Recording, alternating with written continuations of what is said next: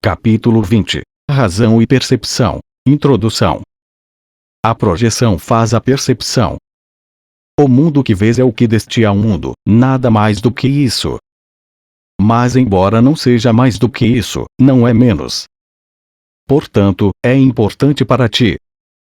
Ele é a testemunha do teu estado mental, o retrato externo de uma condição interna. Como um homem pensa, assim ele percebe. Portanto, não busques mudar o mundo, mas escolhe mudar a tua mente sobre o mundo. A percepção é um resultado e não uma causa. E é por isso que qualquer ordem de dificuldades em milagres é sem significado. Tudo que é contemplado com visão é curado e santo. Nada percebido sem ela significa coisa alguma. E onde não há significado, há caos. A condenação é o teu julgamento sobre ti mesmo e isso irás projetar sobre o mundo. Se o vês condenado, tudo que vês é o que fizeste para ferir o Filho de Deus. Se contemplas o desastre e a catástrofe, tentaste crucificá-lo. Se vês santidade e esperança, tu te uniste à vontade de Deus para libertá-lo. Não há escolha a não ser entre essas duas decisões. E verás a testemunha para a escolha que fizeste e aprenderás a partir daí a reconhecer qual delas escolheste. O mundo que vês apenas te mostra quanta alegria te permitiste ver em ti mesmo e aceitar como tua. E se esse é o seu significado, então o poder de dar-lhe alegria não pode deixar de estar dentro de ti. A canção esquecida. Não te esqueças de que o mundo que aqueles que não veem tem que ser imaginado, pois o seu aspecto real lhes é desconhecido.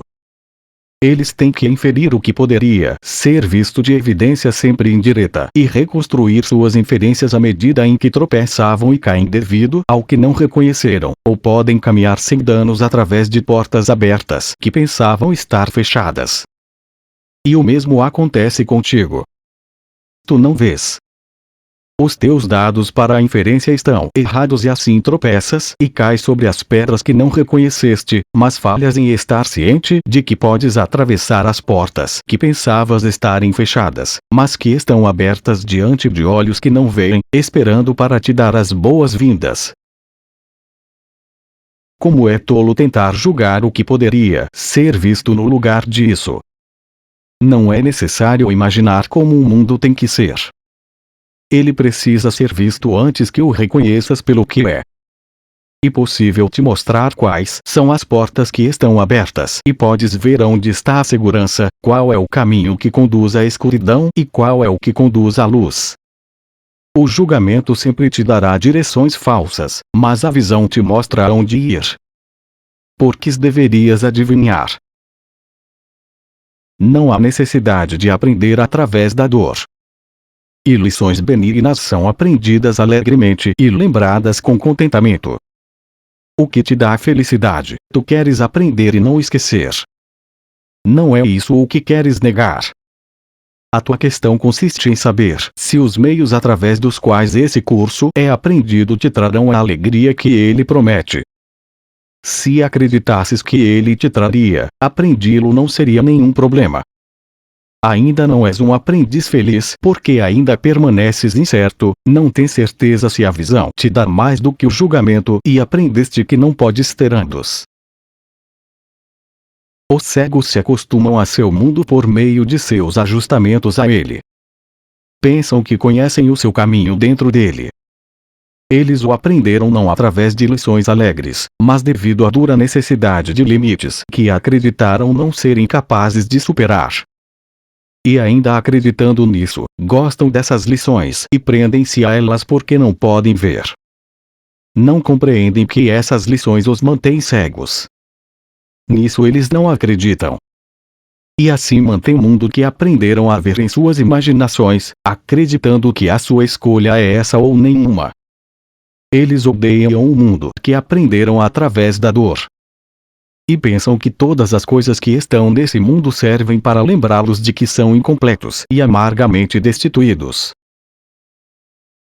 Assim definem as suas vidas e onde vivem, ajustando-se a elas como pensam que devem, com medo de perder o pouco que possuem. E assim é com todos os que veem o corpo como tudo o que tem e tudo o que os seus irmãos têm. Eles tentam alcançar uns aos outros e falham outra vez. E ajustam-se à solidão, acreditando que manter o corpo é salvar o pouco que tem. Escuta e tenta pensar se te lembras do que vamos falar agora. Escuta. Talvez possas captar um indício de um estado antigo, não totalmente esquecido. Vago talvez, mas não completamente estranho, como uma canção cujo nome há muito foi esquecido e as circunstâncias nas quais a ouviste estão completamente apagadas. Nem toda a canção ficou em ti, mas apenas um pequeno trecho da melodia, sem ligação com qualquer pessoa ou local ou com qualquer coisa em particular. Mas te lembras, apenas a partir deste pequeno trecho, como era bela a canção, como era maravilhoso o cenário em que a ouviste e como amavas aqueles que ali estavam e escutaram contigo. As notas nada são. No entanto, tu as mantiveste contigo, não por elas mesmas, mas como uma suave lembrança de algo que te faria chorar se te lembrasses como te foi caro. Poderias lembrar-te, mas tens medo, acreditando que perderias o mundo que aprendeste desde então. E apesar disso, sabes que nada no mundo que aprendeste tem nem sequer a metade do valor daquilo para ti. Ouve e vê se te lembras de uma canção antiga que conheceste há muito tempo e da qual gostaste mais do que de qualquer melodia que tenhas ensinado a ti mesmo a apreciar desde então. Além do corpo, além do sol e das estrelas, além de todas as coisas que vês e ainda assim de algum modo familiar, está um arco de luz dourada que, à medida que olhas, se alonga em um grande círculo brilhante. E todo o círculo se enche de luz diante dos teus olhos. Os contornos do círculo desaparecem e o que há dentro já não está mais contido em nada. A luz se expande e cobre todas as coisas, estendendo-se até a infinidade, para sempre brilhante e sem nenhuma ruptura ou limite em parte alguma. Dentro dela tudo está unido em perfeita continuidade. E nem é possível imaginar que qualquer coisa pudesse estar fora, pois não há lugar algum onde essa luz não esteja. Essa é a visão do Filho de Deus, a quem conheces bem. Aqui está o que vê aquele que conhece o seu Pai. Aqui está a memória do que tu és, uma parte disso, com tudo isso dentro de ti unido a tudo com a mesma certeza com que tudo está unido em ti. Aceita a visão que pode te mostrar isso e não o corpo. Conheces a antiga canção e a conheces bem. Nada jamais te será tão caro como esse antigo hino de amor que o Filho de Deus ainda canta a seu Pai. E agora os cegos podem ver, pois a mesma canção que cantam em honra ao seu Criador glorifica também a eles. A cegueira que fizeram não será capaz de resistir à memória dessa canção. E contemplarão a visão do Filho de Deus, lembrando-se quem é aquele a respeito do qual estão cantando. O que é um milagre senão essa lembrança? E existe alguém em quem essa memória não esteja? A luz em um só desperta a luz em todos. E quando a vês em teu irmão, tu estás te lembrando por todos. A responsabilidade pelo que se vê. Nós temos repetido quão pouco te é pedido para aprenderes esse curso. Essa mesma boa vontade, que é pouca, é o que precisas para ter todo o teu relacionamento transformado em alegria, a pequena dádiva que ofereces ao Espírito Santo pela qual ele te dá tudo, ou muito pouco sobre o qual se baseia a salvação. A diminuta mudança da mente através da qual a crucificação é transformada em ressurreição. E sendo verdadeira, é tão simples que não pode falhar em ser completamente compreendida. Rejeitada, sim, mas não ambígua. E se escolhes ir contra ela agora, não será porque é obscura, mas porque esse pequeno custo pareceu, no teu julgamento, ser grande demais para ser pago pela paz.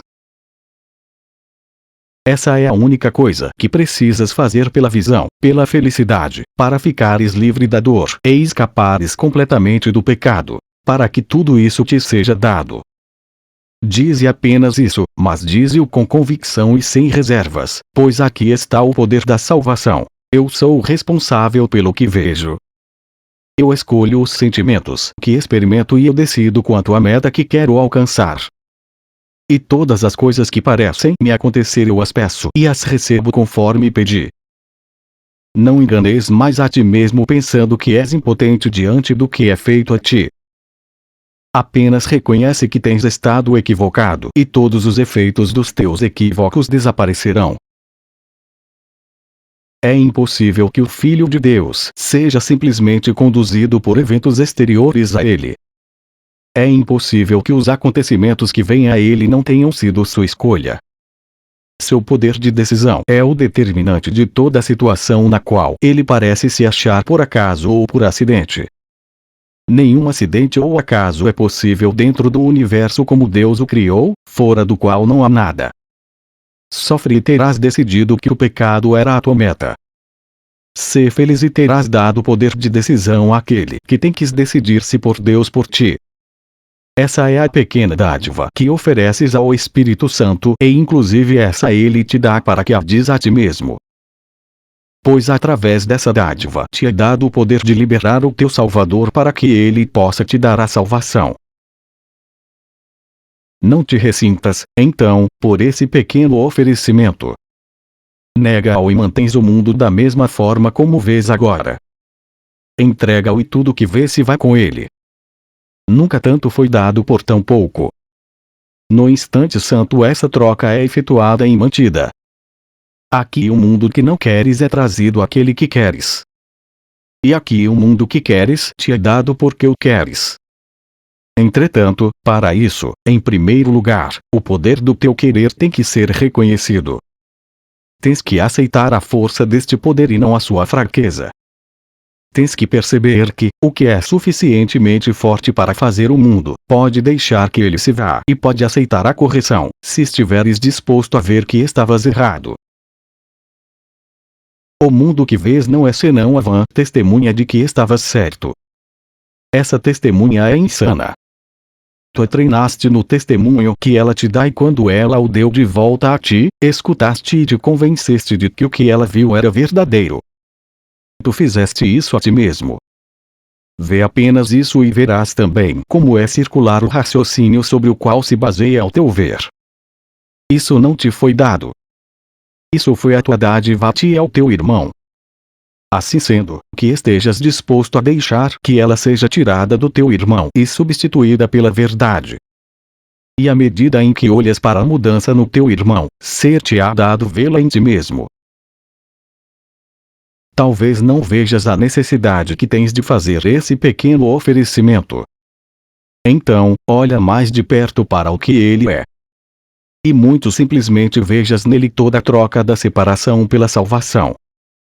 O ego não é mais do que uma ideia segundo a qual é possível que coisas aconteçam ao Filho de Deus sem a sua vontade e, portanto, sem a vontade do seu Criador, cuja vontade não pode ser separada da sua própria. O que substitui a vontade do Filho de Deus é isso, uma louca revolta contra o que não pode deixar de ser para sempre. Essa é a afirmação de que ele tem o poder de tornar Deus impotente, e assim tomar para si o poder de Deus e deixar-se sem aquilo que tem sido a vontade de Deus para ele. Essa é a ideia louca que entronizaste sobre os teus altares e adoras. E qualquer coisa que a ameace parece atacar a tua fé, pois é aqui que ela está investida. Não penses que não tens fé, pois a tua crença e confiança nisso são, de fato, fortes. O Espírito Santo pode te dar fé na santidade e visão para vê-la com bastante facilidade. Mas não deixaste aberto e desocupado o altar onde é o lugar das dádivas. Onde elas deveriam estar, colocaste os teus ídolos a alguma outra coisa. Tu dás realidade a essa outra vontade, que parece te dizer o que tem que acontecer. E portanto o que te mostraria outra coisa não pode deixar de parecer irreal. Tudo o que te é pedido é abrir espaço para a verdade. Não te é pedido que faças ou executes o que está além da tua compreensão. Tudo o que te é pedido é que a deixes entrar, apenas que pares de interferir com o que acontecerá por si mesmo, simplesmente que reconheças de novo a presença do que pensaste que tinhas descartado. que estejas disposto, por um instante, a deixar os teus altares livres do que depositaste sobre eles e o que realmente lá está, tu não podes deixar de ver. O instante santo não é um instante de criação, mas de reconhecimento.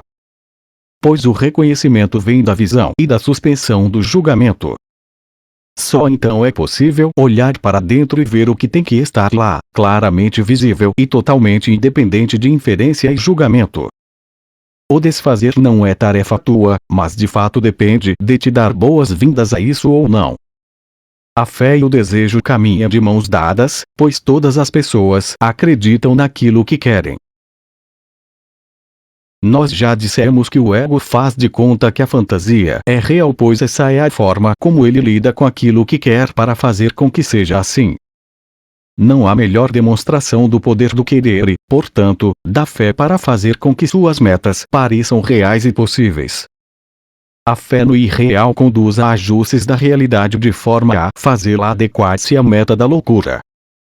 A meta do pecado induz a percepção de um mundo amedrontador para justificar seu propósito. O que desejas, tu verás. E se a sua realidade é falsa, mantê-la-ás, por não reconheceres todos os ajustes que nela introduziste para fazer com que seja assim. Quando a visão é negada, a confusão de causa e efeito vem a ser inevitável. O propósito agora passa a ser o de manter obscura a causa do efeito e o de fazer o efeito aparecer como a causa. Essa aparente independência do efeito permite que ele seja considerado como algo que existe por si mesmo, e capaz de servir como uma causa para os eventos e sentimentos que aquele que o fez pensa que ele causa. Anteriormente, nós falamos do teu desejo de criar o teu próprio criador e ser pai ao invés de filho para com ele. Esse é o mesmo desejo. O filho é o efeito, cuja causa ele quer negar. E assim, ele parece ser a causa, produzindo efeitos reais. Nada pode ter efeito sem uma causa, e confundir os dois simplesmente é falhar na compreensão de ambos.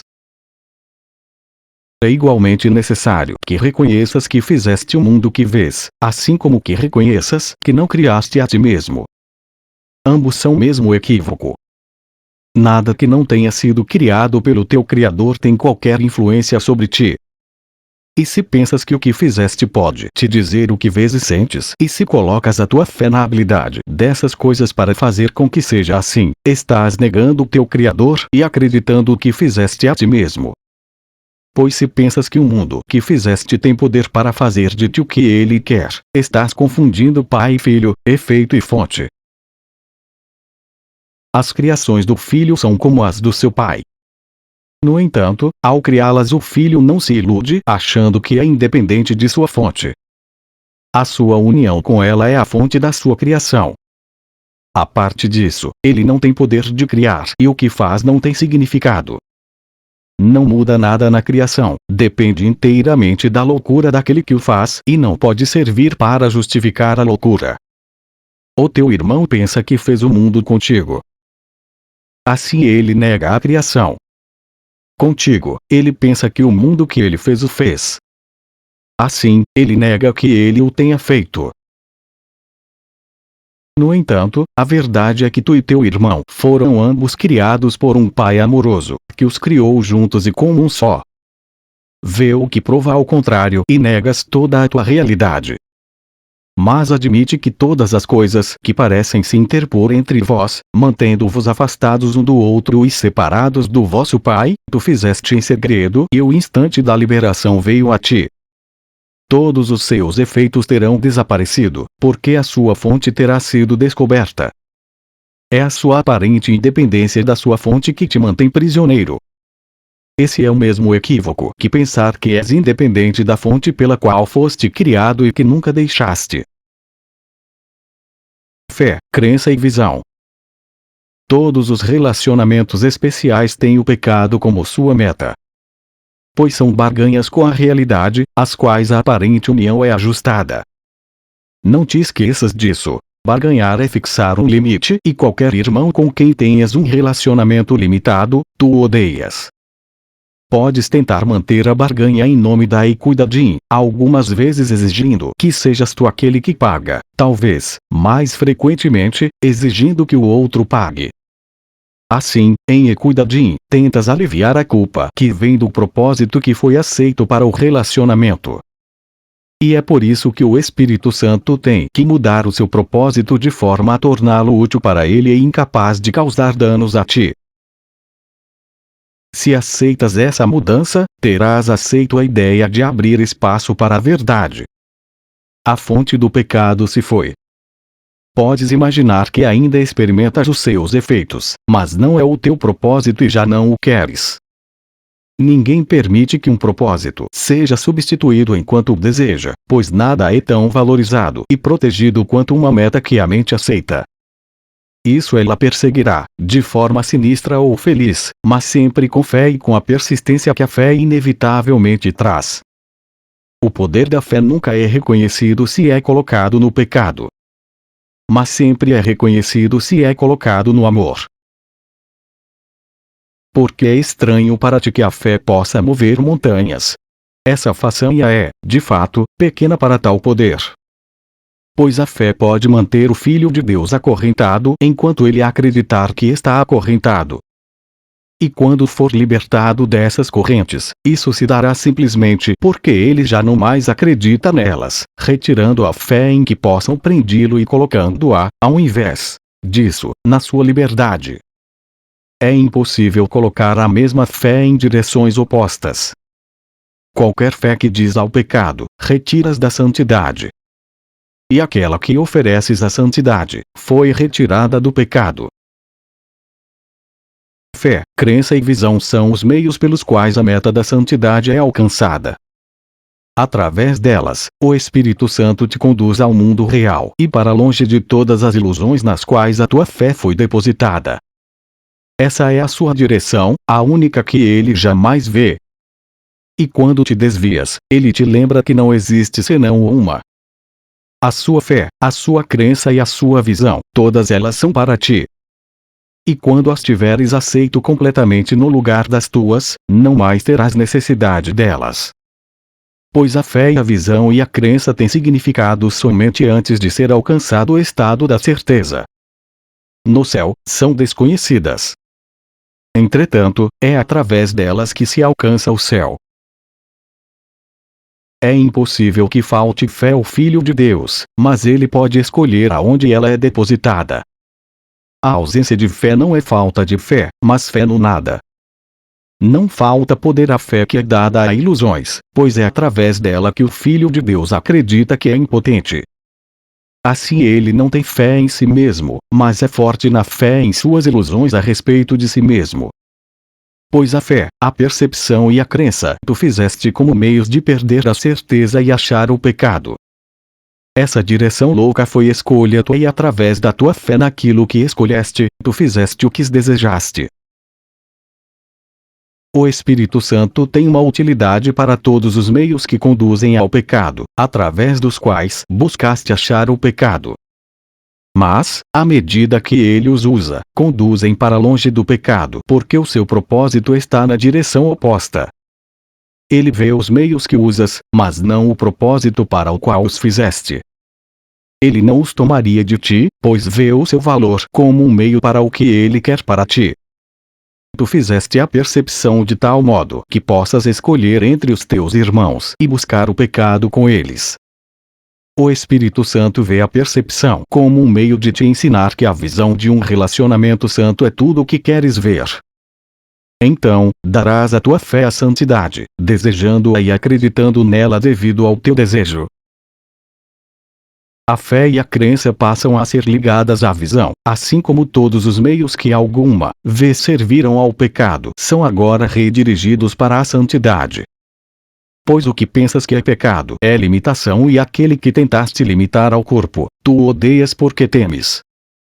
Na tua recusa em perdoá-lo, queres condená-lo ao corpo, porque os meios para o pecado são preciosos para ti. E assim o corpo tem a tua fé e a tua crença. Mas a santidade quer libertar o teu irmão, removendo o ódio através da remoção do medo, não como um sintoma, mas na sua fonte. Aqueles que querem libertar os seus irmãos do corpo não podem ter medo. Eles renunciaram ao meio para o pecado, escolhendo permitir que todas as limitações sejam removidas. Como desejam contemplar os seus irmãos em santidade, o poder da sua crença e fé vem muito além do corpo, dando apoio à visão e não obstruindo-a. Mas, em primeiro lugar, eles escolheram reconhecer o quanto a sua fé limitava sua compreensão do mundo, desejando colocar o poder dessa fé em outro lugar, caso lhe fosse dado um outro ponto de vista. Os milagres que se seguem a essa decisão também nascem da fé. Pois a visão é dada a todos aqueles que escolhem olhar para longe do pecado e eles são conduzidos à santidade. Aqueles que acreditam no pecado têm que pensar que o Espírito Santo pede sacrifício, pois é dessa forma que pensam que o seu propósito é realizado. Irmão, o Espírito Santo sabe que o sacrifício nada traz. Ele não faz barganhas. E se buscas limitá-lo, tu odiarás, porque estás com medo. A dádiva que ele te deu é maior do que qualquer outra coisa que exista desse lado do céu. O instante para o reconhecimento disso está próximo. Une a tua consciência àquilo que já foi unido. A fé que dás ao teu irmão pode realizar isso. Pois aquele que ama o mundo está vendo-o por ti sem uma mancha de pecado, na inocência que faz com que essa vista seja tão bela quanto o céu. A tua fé no sacrifício deu a ele grande poder aos teus olhos, só tu não reconheces que não podes ver por causa dele. Pois o sacrifício tem que ser extraído de um corpo e por outro corpo. A mente não poderia nem pedi-lo nem recebê-lo por si mesma. Assim como o corpo também não poderia. A intenção está na mente, que tenta usar o corpo para carregar os meios para o pecado nos quais a mente acredita. Assim, a união do corpo com a mente é uma crença inevitável daqueles que dão valor ao pecado. E assim o sacrifício é invariavelmente um meio para a limitação e, portanto, para o ódio. Pensas que o Espírito Santo se preocupa com isso. Ele não te dá aquilo que é seu propósito afastar de ti. Pensas que ele quer te privar de algo para o teu próprio bem. Mas bem e privação são opostos e não podem ser unidos de modo significativo de forma alguma. Isso é como dizer que a lua e o sol são um só porque eles vêm o dia e assim não podem deixar de ser unidos. Entretanto, ver um não é senão um sinal de que o outro desapareceu de vista. E também não é possível que aquilo que dá a luz seja uno com aquilo que depende da escuridão para ser visto. Nenhum exige o sacrifício do outro. Porém, cada um depende da ausência do outro. O corpo foi feito para ser um sacrifício para o pecado e na escuridão ele ainda é visto assim. No entanto, à luz da visão, ele é contemplado de maneira bastante diferente. Podes ter fé nele para servir a meta do Espírito Santo e dar a ela poder para servir como meio de ajudar os cegos a ver. Mas ao ver, eles olharão para o que vem depois do corpo, assim como tu. A fé e a crença que deste ao corpo devem ser colocadas no que está além. Tu deste a percepção, a crença e a fé próprias da mente para o corpo. Deixa que elas agora sejam devolvidas ao que as produziu e ainda pode usá-las para salvar-se do que fez. O medo de olhar para dentro. O Espírito Santo nunca te ensinará que és pecador.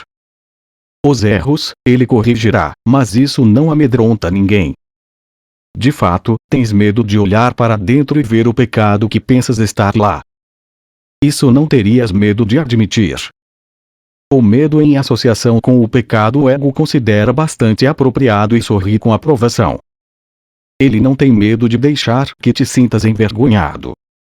Não duvida da tua crença e da tua fé no pecado. Seus templos não tremem em função disso.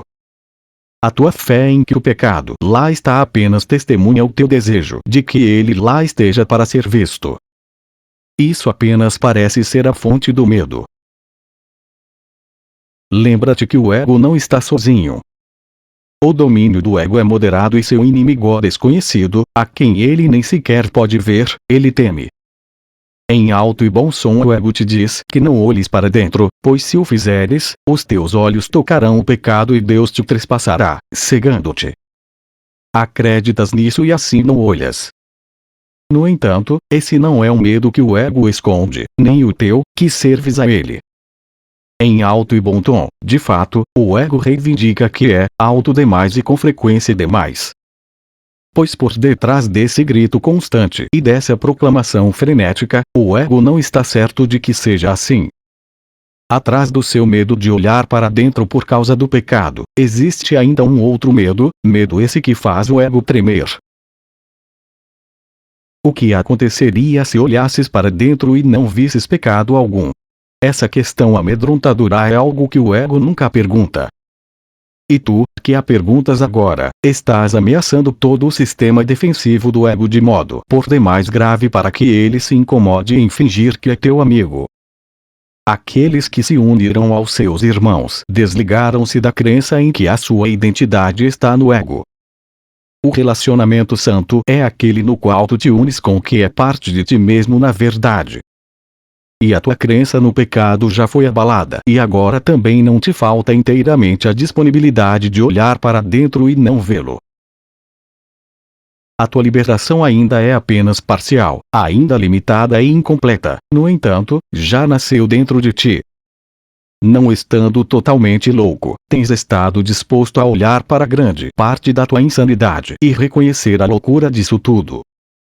A tua fé está se movendo para dentro, além da insanidade para a razão. E o que a tua razão te diz agora, o ego não quer ouvir. O propósito do Espírito Santo foi aceito pela parte da tua mente que o ego desconhece. Tu também não a conheces. E no entanto, essa parte, com a qual agora te identificas, não tem medo de olhar para si mesma. Ela não conhece pecado algum. De que outro modo poderia estar disposta a ver como seu o propósito do Espírito Santo? Essa parte viu teu irmão e o reconheceu perfeitamente desde o início dos tempos. E nada desejou além de unir-se a ele e ser livre outra vez, como antes fora. Ela tem estado esperando pelo nascimento da liberdade, para que a aceitação da liberação viesse a ti. E agora reconheces que não foi o ego que se uniu ao propósito do Espírito Santo e, portanto, tem que haver alguma outra coisa. Não penses que isso é loucura. Pois isso é a tua razão que te diz e decorre perfeitamente do que já aprendeste. Não há incoerência alguma naquilo que o Espírito Santo ensina. Esse é o raciocínio dos sãos. Percebeste a loucura do ego e não te fizeste temeroso, porque não escolheste compartilhá-la. Algumas vezes, ela ainda te engana. No entanto, nos teus momentos mais sãos, as suas extravagâncias não trespassam o teu coração com terror. Pois reconheceste que todas as dádivas que ele tiraria de ti, irado por presunçosamente desejares olhar para dentro, tu não queres. Uns poucos badulaques remanescentes ainda parecem cintilar e capturar os teus olhos. Entretanto, não venderes o céu para possuí-los. E agora o ego está com medo. Entretanto, o que ele ouve com terror, a outra parte ouve como a mais doce música, a canção que ansiava por ouvir desde que o ego veio à tua mente pela primeira vez. A fraqueza do ego é a sua força. A canção da liberdade, que canta os louvores de um outro mundo, traz a ela a esperança da paz. Pois ela se lembra do céu e agora vê que o céu afinal veio à terra, fora do qual o domínio do ego a manteve por tanto tempo.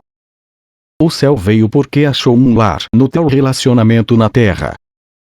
E a terra já não pode conter o que foi dado ao céu como algo que lhe é próprio. Olha gentilmente para o teu irmão e lembra-te que a fraqueza do ego é revelada na vista de ambos.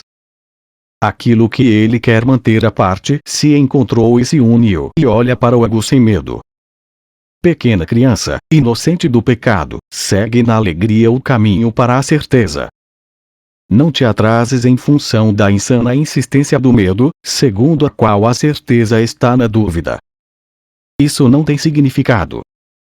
Que importância tem para ti que isso seja proclamado tão alto? O que não tem sentido não se torna significativo pela repetição e pelo clamor. O caminho da quietude está aberto. Segue-o com felicidade e não questiones o que não pode deixar de ser assim. A função da razão. A percepção seleciona e faz o mundo que vês. Ela literalmente escolhe segundo a direção da mente. As leis de tamanho, forma, brilho poderiam talvez se manter, se outras coisas fossem iguais. Elas não são iguais. Pois é muito mais provável que descubram aquilo que procuras do que aquilo que preferirias não ver. Nem todos os gritos ásperos e acessos de raiva absurdos do ego conseguem abafar a suave e quieta voz por Deus para aqueles que querem ouvi-la. A percepção é uma escolha e não um fato. Mas dessa escolha depende muito mais do que podes reconhecer por enquanto. Pois da voz que escolhes ouvir e do que escolhes ver depende inteiramente tudo que acreditas que és. A percepção é uma testemunha apenas disso e nunca da realidade. No entanto, ela pode te mostrar as condições nas quais a consciência da realidade é possível ou aquelas nas quais ela nunca seria. A realidade não necessita da tua cooperação para ser o que é. Mas a tua consciência da realidade necessita da tua ajuda, porque é escolha tua. Escuta o que o ego diz e vê o que ele te dirige para ver, e é certo que verás a ti mesmo de forma diminuta, vulnerável e cheio de medo. Experimentarás depressão, um senso de indignidade e sentimentos de impermanência e irrealidade. Acreditarás que és uma vítima desamparada de forças que estão muito além do teu próprio controle e que são muito mais poderosas do que tu. Irás pensar que o mundo que fizeste dirige o teu destino. Pois essa será a tua fé. Mas nunca acredites, porque essa é a tua fé, que ela faz a realidade. Há uma outra visão e uma outra voz nas quais está a tua liberdade, esperando apenas pela tua escolha. E se nelas depositas a tua fé, perceberás um outro ser em ti. Esse outro ser vê milagres como naturais. Eles são tão simples e tão naturais para ele como é a respiração para o corpo. São a resposta óbvia para os pedidos de ajuda, a única coisa que ele faz. Os milagres não parecem naturais para o ego porque ele não compreende como mentes separadas podem influenciar umas às outras. Nem poderiam fazê-lo. Mas as mentes não podem ser separadas. Esse outro ser está perfeitamente consciente disso. E assim ele reconhece que os milagres não afetam a mente de uma outra pessoa, apenas a sua própria. Eles sempre mudam a tua mente. Não há outra.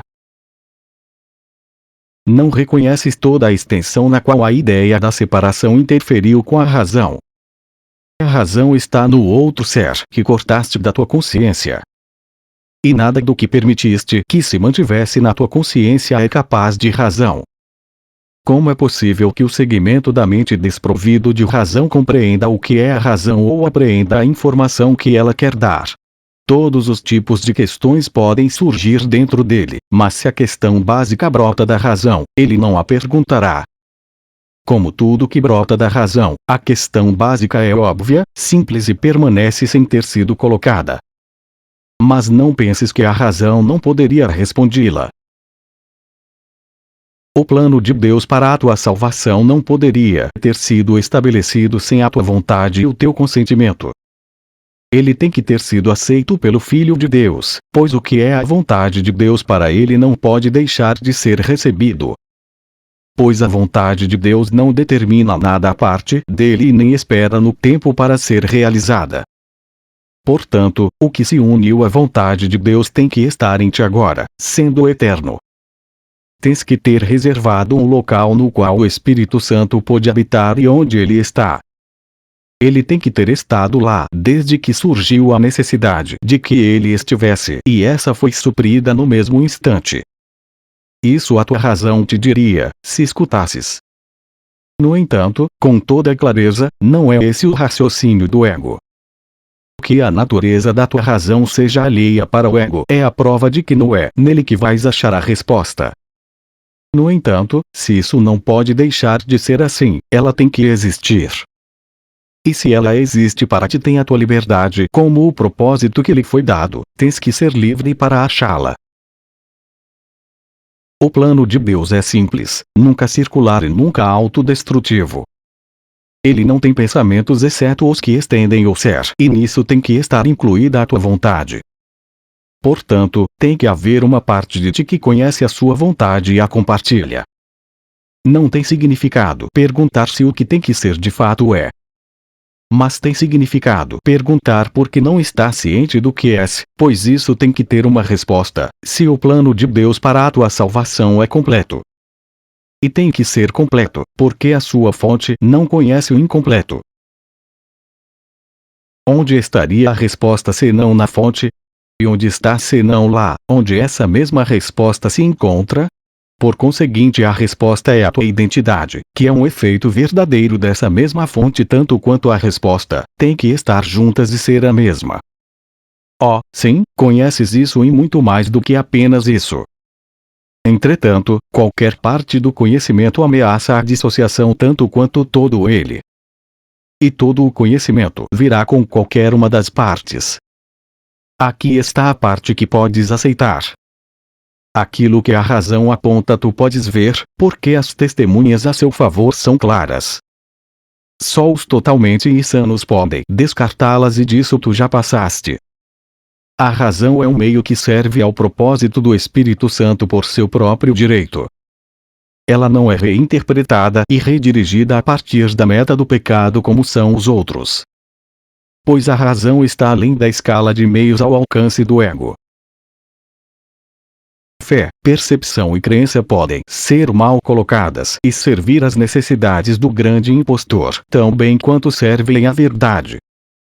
Mas a razão não tem qualquer lugar na loucura e nem pode ser ajustada para se adequar aos seus fins. A fé e a crença são fortes na loucura, guiando a percepção na direção daquilo que a mente valorizou. Mas a razão não entra nisso de modo algum, pois a percepção ruiria imediatamente se a razão fosse aplicada. Não há razão na insanidade, pois ela depende inteiramente da ausência de razão. O ego nunca usa, porque não reconhece que ela exista. Os que são parcialmente insanos têm acesso a ela e só eles têm necessidade dela. O conhecimento não depende dela e a loucura a mantém de fora. A parte da mente onde está a razão foi dedicada, pela tua vontade em união com a do teu Pai, ao desfazer da insanidade. Aqui foi o propósito do Espírito Santo aceito e realizado, as duas coisas simultaneamente. A razão é alheia à insanidade e aqueles que a usam ganharam um meio que não se pode aplicar ao pecado. O conhecimento está muito além de qualquer tipo de consecução. Mas a razão pode servir para abrir as portas que fechaste contra ele. Tu vieste para bem perto disso. A fé e a crença se deslocaram e colocaste a questão que o ego jamais perguntaria. A tua razão não te diz agora que a pergunta tem que ter vindo de alguma coisa que não conheces, mas que não pode deixar de te pertencer. A fé e a crença, mantidas pela razão, não podem falhar em conduzir à mudança da percepção. E nesta mudança abre-se espaço para a visão. A visão estende-se além de si mesma, assim como o propósito ao qual ela serve todos os meios para sua realização. Razão versus loucura. A razão não pode ver o pecado, mas pode ver erros e conduz à sua correção. Ela não os valoriza, mas valoriza a sua correção. A razão te dirá também que quando pensas que pecas, pedes ajuda. Entretanto, se não quiseres aceitar a ajuda que pedes, não acreditarás que ela é God's plan e simple. Never circular and never self-defeating. E as no to get susceptible self-standing. Em português é impossível reproduzir o jogo de palavras em torno de self, ser, que no original é muito significativo. Tua para que a diz. E assim não a darás, dessa forma mantendo o que acreditas. Pois qualquer tipo de erro não corrigido te engana em relação ao poder que está em ti para fazer a correção. Se o poder pode corrigir e não permites que ele o faça, tu negas a ti mesmo e ao teu irmão. E se ele compartilha essa mesma crença, ambos irão pensar que estão condenados. Isso tu podes evitar para ti mesmo e para ele. Pois a razão não abriria caminho para a correção só para ti. A correção não pode ser aceita ou recusada por ti sem o teu irmão. O pecado quer manter que sim. Entretanto, a razão te diz que não podes ver o teu irmão ou a ti mesmo como pecador e ainda assim perceber o outro como inocente. Quem se considera culpado e vê o mundo impecável?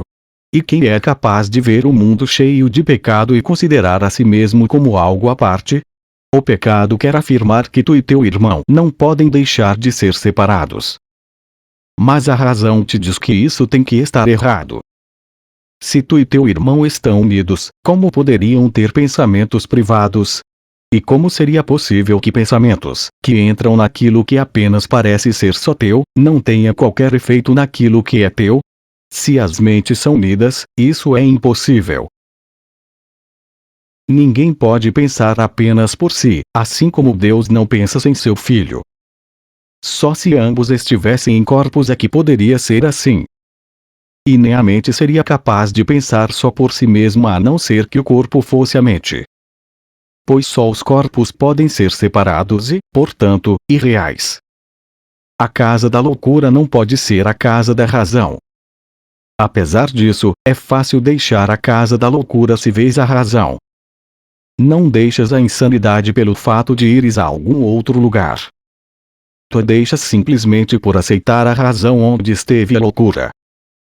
Loucura e razão veem as mesmas coisas, mas é certo que olham para elas de maneira diferente. A loucura é um ataque à razão que a expulsa da mente e toma o seu lugar. A razão não ataca, mas toma o lugar da loucura em quietude, substituindo a loucura caso a escolha do insano seja escutá-la.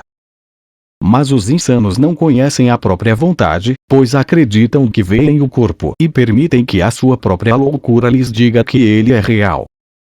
A razão seria incapaz disso. E se queres defender o corpo contra a tua razão, não compreenderás o corpo nem a ti mesmo. O corpo não te separa do teu irmão e, se pensas que ele o faz, estás insano. Mas a loucura tem um propósito e acredita que também tem os meios de fazer com que o seu propósito seja real. Ver o corpo como uma barreira entre o que a razão te diz que tem que ser unido, não pode deixar de ser insano. Também não poderias vê-lo, se ouvisses a voz da razão. Pode haver algo que esteja entre o que é contínuo?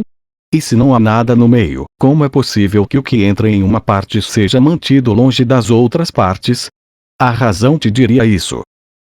Mas pensa no que não podes deixar de reconhecer, se isso é assim. Se escolhes o pecado ao invés da cura, queres condenar o Filho de Deus ao que nunca poderá ser corrigido. Tu lhe dizes, através da tua escolha, que ele está condenado, separado de ti do seu Pai para sempre, sem esperança de retornar em segurança. Tu lhe ensinas isso e aprenderás com ele exatamente o que ensinaste. Pois só és capaz de ensiná-lo o que ele é como tu queres que ele seja e aquilo que escolhes que ele seja, não é senão a tua escolha para ti mesmo. No entanto, não penses que isso é amedrontador. Que estás unido a ele é um fato, não uma interpretação. Como pode um fato ser amedrontador a não ser que esteja em desacordo com o que valorizas mais do que a verdade? A razão te dirá que esse fato é a tua libertação. Nem tu nem o teu irmão podem ser atacados sozinhos. Mas nenhum dos dois pode aceitar o milagre em vez do ataque, sem que o outro seja abençoado por isso e curado da dor. A razão, assim como o amor, quer tranquilizar-te e não busca assustar-te. O poder de curar o Filho de Deus te é dado porque ele não pode deixar de ser uno contigo. Tu és responsável pela forma como ele vê a si próprio. E a razão te diz que te é dado mudar toda a sua mente, que é una contigo em apenas um instante. E qualquer instante serve para trazer a completa correção dos seus erros e torná-lo íntegro. No instante em que escolhes deixar-te curar, nesse mesmo instante, vês toda a sua salvação completa junto com a tua. A razão te é dada para que compreendas que isso é assim. Pois a razão, benigna como é o propósito do qual ela é o meio, conduz persistentemente para longe da loucura na direção da meta da verdade. E aqui deixarás cair a carga da negação da verdade. Essa é a carga que é terrível e não a verdade. Que tu e teu irmão estejam unidos é a tua salvação, a dádiva do céu, não a dádiva do medo. O céu parece ser uma carga para vós. Na loucura, sim. E, no entanto, o que a loucura vê tem que ser dissipado pela razão. A razão te assegura que o céu é o que queres e tudo o que queres. Escuta aquele que fala com razão e traz a tua razão para que se alinhe com a sua. Que estejas disposto a permitir que a razão seja o meio através do qual ele te dirigirá quanto a um modo de deixar para trás a insanidade. Não te escondas por trás da insanidade com o fim de escapar da razão. Aquilo que a loucura quer ocultar, o Espírito Santo ainda exibe para que todos contemplem com contentamento. Tu és o salvador do teu irmão. Ele é o teu. A razão fala com felicidade a respeito disso. A esse amável plano foi dado amor pelo amor. E o que o amor planeja é como ele próprio nisso. Sendo unido, ele quer que aprendas o que tu não podes deixar de ser. E já que és uno com ele, necessariamente te é dado dar o que foi dado por ele e ainda continua sendo. Passa, nem que seja apenas um instante, na alegre aceitação do que te é dado para ser dado ao teu irmão e aprende com ele aquilo que foi dado aos dois. Dar não é mais abençoado do que receber. Mas também não é menos.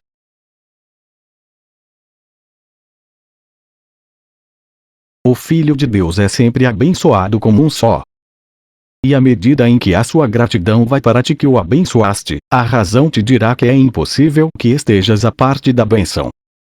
A gratidão que ele te oferece, te lembra das graças que o teu Pai te dá por completá-lo. E só aqui a razão te diz que podes compreender o que não podes deixar de ser. O teu Pai está tão perto de ti quanto o teu irmão. Entretanto, existe algo que possa estar mais perto de ti do que o teu ser. O poder que tens sobre o Filho de Deus não é uma ameaça à sua realidade. É apenas um testemunho dela. Em que outro lugar, senão em si próprio, poderia estar a sua liberdade, se ele já é livre? E quem poderia prendê-lo a não ser ele mesmo, se nega a própria liberdade? Não se zomba de Deus, nem tampouco o seu filho pode ser aprisionado a não ser pelo seu próprio desejo. E é pelo seu próprio desejo que ele é liberto. Tal é a sua força e não a sua fraqueza. Ele está à mercê de si mesmo.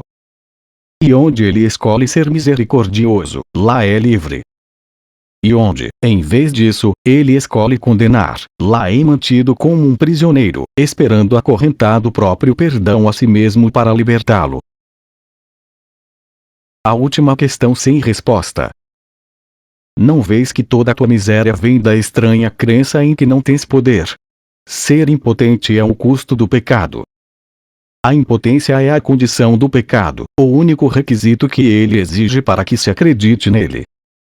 Só os impotentes poderiam acreditar nele. A enormidade não tem apelo nenhum a não ser para o pequeno. E só aqueles que, em primeiro lugar, acreditam que são pequenos, poderiam ver atrativos nela. Traição ao Filho de Deus é a defesa daqueles que não se identificam com ele. E tu és por ele ou contra ele, ou amas ou o atacas, proteges a sua unidade ou o vês despedaçado e abatido pelo teu ataque. Ninguém acredita que o Filho de Deus não tenha poder. E aqueles que se veem impotentes necessariamente acreditam que não são o Filho de Deus. O que podem ser exceto seu inimigo? E o que podem fazer exceto invejar o seu poder e pela sua inveja fazerem-se temerosos em relação a esse poder? Esses são os escuros, silenciosos e temerosos, solitários e incomunicáveis, com medo de que o poder do Filho de Deus venha a trespassá-los e matá-los e assim erguem contra ele a sua impotência. eles se unem ao exército dos impotentes para batalhar na sua guerra de vingança, amargura e despeito contra ele, para torná-lo uno com eles. Porque não têm o conhecimento de que são unos com ele, não sabem a quem odeiam. Eles são, de fato, um exército pesaroso, cada um com tanta possibilidade de atacar o seu irmão ou voltar-se contra si mesmo quanto de lembrar que pensavam que tinham uma causa em comum. Frenéticos, vociferantes e fortes os escuros parecem ser. No entanto, não conhecem o próprio inimigo, sabem apenas que o odeiam. No ódio, eles vieram a se juntar, mas não se uniram uns aos outros. Pois caso o tivessem feito, o ódio seria impossível. O exército dos impotentes tem que ser dispersado na presença da força. Aqueles que são fortes nunca são traidores, porque não têm necessidade de sonhar com o poder de ensinar o seu sonho. Como poderia um exército atuar em sonhos? Atuaria de qualquer maneira. Poderia ser visto atacando qualquer pessoa com qualquer coisa. Sonhos não têm razão em si mesmos. Uma flor torna-se uma lança envenenada, uma criança torna-se um gigante e um camundongo ruge como um leão. E o amor torna-se ódio com a mesma facilidade. Isso não é um exército, mas uma casa de loucos. O que parece ser um ataque planejado é um hospício. O exército dos impotentes é, de fato, fraco. Ele não tem armas, não tem inimigo. Sim, ele pode assolar o mundo e buscar um inimigo. Mas jamais pode achar o que não existe. Sim, ele pode sonhar que achou um inimigo, mas esse se deslocará até mesmo no momento em que for atacado, de forma que o exército corre imediatamente para achar outro e nunca venha descansar na vitória. E, à medida em que corre, volta-se contra si mesmo, pensando que capturou um vislumbre do grande inimigo, que sempre esquiva-se do seu ataque assassino, tornando-se alguma outra coisa. Como parece traiçoeiro esse inimigo que muda tanto a ponto de ser impossível reconhecê-lo. No entanto, o ódio tem que ter um alvo. Não pode haver fé no pecado sem um inimigo. Quem, entre aqueles que acreditam no pecado, ousaria acreditar que não tem um inimigo? Poderia ele admitir que ninguém o tornou impotente? A razão com certeza lhe proporia não mais buscar o que não existe para ser achado. Entretanto, é preciso que, em primeiro lugar, ele esteja disposto a perceber o mundo onde isso não exista. Não é necessário que compreenda como poderá vê-lo. Nem deveria tentar. Pois se focaliza em algo que não pode compreender, apenas ressaltará a sua própria impotência e permitirá que o pecado lhe diga que o seu inimigo tem que ser ele próprio.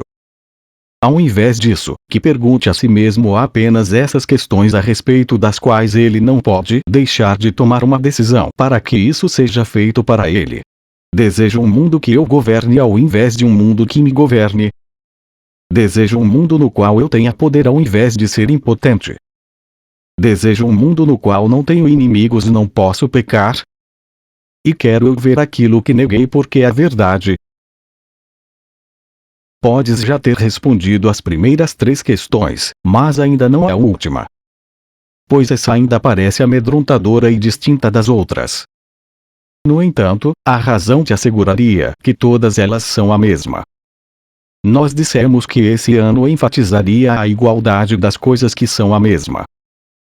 Essa questão final, que é de fato a última pela qual tens que te decidir, ainda parece conter uma ameaça que as outras já não te trazem.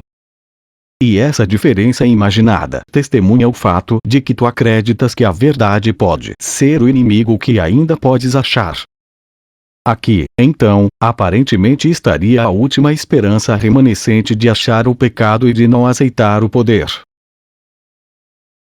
Não te esqueças de que a escolha entre o pecado ou a verdade, impotência ou poder, é a escolha entre atacar ou curar. Pois a cura vem do poder e o ataque da impotência. Aquele que atacas, não podes querer curar. E aquele que queres ver curado, tem que ser aquele que escolheste para ser protegido do ataque. E o que é essa decisão senão a escolha entre vê-lo através dos olhos do corpo ou permitir que ele seja revelado a ti através da visão? Como essa decisão conduz a seus efeitos, não é problema teu. Mas o que queres ver não pode deixar de ser escolha tua. Esse é um curso sobre a causa, não sobre o efeito. Considera cuidadosamente a tua resposta à última questão que deixaste ainda sem resposta. E deixa que a tua razão te diga que ela tem que ser respondida e é respondida nas outras três. E então ficará claro para ti, à medida em que observas os efeitos do pecado sob qualquer forma, que tudo o que precisas fazer é simplesmente perguntar a ti mesmo: é isso o que eu quero ver? É isso o que eu quero? Essa é a tua única decisão. Essa é a condição para o que ocorre. Como acontece é irrelevante, mas não o porquê. Tens controle sobre isso. E se escolhes ver o mundo sem um inimigo no qual não és impotente, os meios para vê-lo te serão dados. Porque a questão final é tão importante. A razão te dirá por quê. Ela é a mesma que as outras três, exceto no que diz respeito ao tempo. As outras são decisões que podem ser tomadas e então desfeitas e refeitas outra vez. Mas a verdade é constante e implica um estado no qual as vacilações são impossíveis. Podes desejar um mundo que governes e que não te governe e depois mudar a tua mente. Podes desejar trocar a tua impotência por poder e perder esse desejo, assim que um pequeno lampejo de pecado te atrair. E podes querer ver o mundo sem pecado e permitir que um inimigo te tente a usar os olhos do corpo e mudar o que desejas. Em conteúdo, todas as questões são a mesma. Pois cada uma pergunta se estás disposto a trocar o mundo do pecado pelo que o Espírito Santo vê, já que é isso o que o mundo do pecado nega. E, portanto, aqueles que olham para o pecado estão vendo a negação do mundo real. Apesar disso, a última questão acrescenta o desejo por constância ao teu desejo de ver o mundo real, de tal modo que esse desejo venha a ser o único que tens. Respondendo-se à questão final, acrescentas sinceridade às decisões que já tomaste em relação a todo o resto. Pois somente então terás renunciado à opção de mais uma vez mudares de ideia. Quando isso for o que não queres, o resto terá sido totalmente respondido. Porque pensas que não tens certeza se as outras questões foram respondidas? Seria necessário que fossem perguntadas com tanta frequência, caso tivessem sido. Enquanto a última decisão não é tomada, a resposta é ao mesmo tempo sim e não ó. Pois respondeste sim sem perceber que esse sim necessariamente significa que não disseste não ó. Ninguém se decide contra a sua própria felicidade, mas pode fazê-lo quando não vê que é isso o que está fazendo. E se vê a sua felicidade como alguma coisa em mudança constante, agora isso, agora aquilo, e agora uma sombra fugidia que não está ligada a coisa alguma, ele de fato se decide contra a felicidade. A felicidade fugidia ou a felicidade em forma mutante, que se desloca com o tempo e o lugar, é uma ilusão que não tem significado. A felicidade tem que ser constante, porque ela é alcançada pela renúncia ao desejo do inconstante. A alegria não pode ser percebida, exceto através da visão constante. E a visão constante só pode ser dada àqueles que desejam a constância. O poder do desejo do Filho de Deus permanece sendo a prova de que ele está errado quando se vê como impotente. Deseja o que queres e o contemplarás e pensarás que é real. Todo pensamento tem apenas o poder de liberar ou matar. E nenhum pensamento pode deixar a mente do pensador ou deixar de afetá-lo. A mudança interior. São os pensamentos, então, perigosos. Para os corpos, sim. Os pensamentos que parecem matar são aqueles que ensinam ao pensador que ele pode ser morto. E assim ele morre devido ao que aprendeu.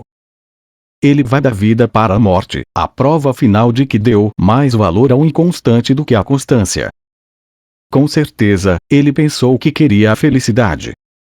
Contudo, não a desejava porque a felicidade era a verdade, portanto, tem que ser constante.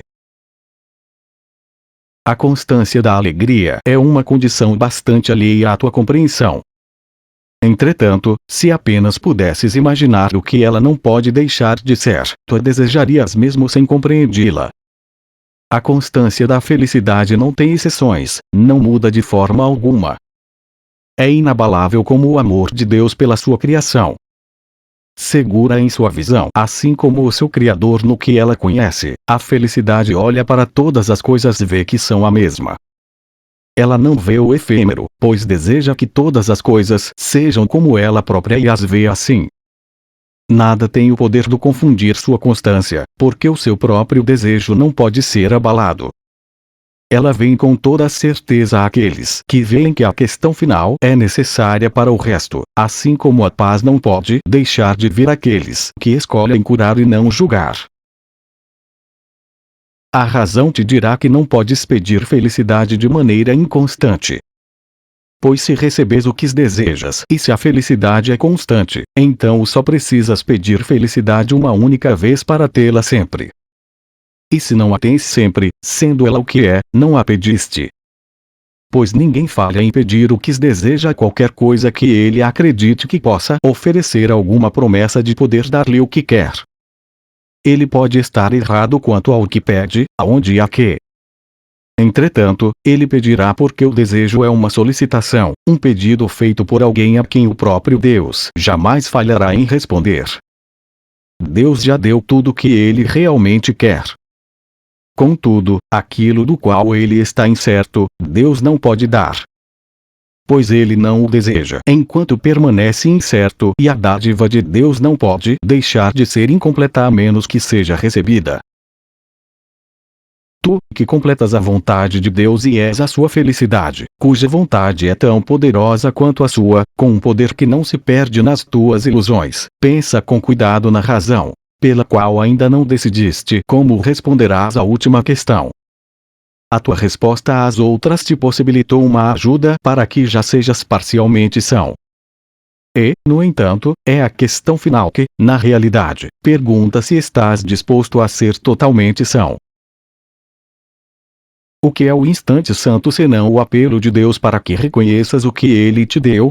Aqui está o grande apelo à razão, a consciência do que está sempre presente para ser visto, a felicidade que poderia ser sempre tua. Aqui está a paz constante que poderias experimentar para sempre. Aqui o que a negação negou te é revelado. Pois aqui, a questão final já está respondida e o que pedes já foi dado. Aqui está o futuro agora, pois o tempo é impotente devido ao teu desejo por algo que nunca vai mudar. Isso é assim pois pediste que nada se interponha entre a santidade do teu relacionamento e a tua consciência dessa santidade.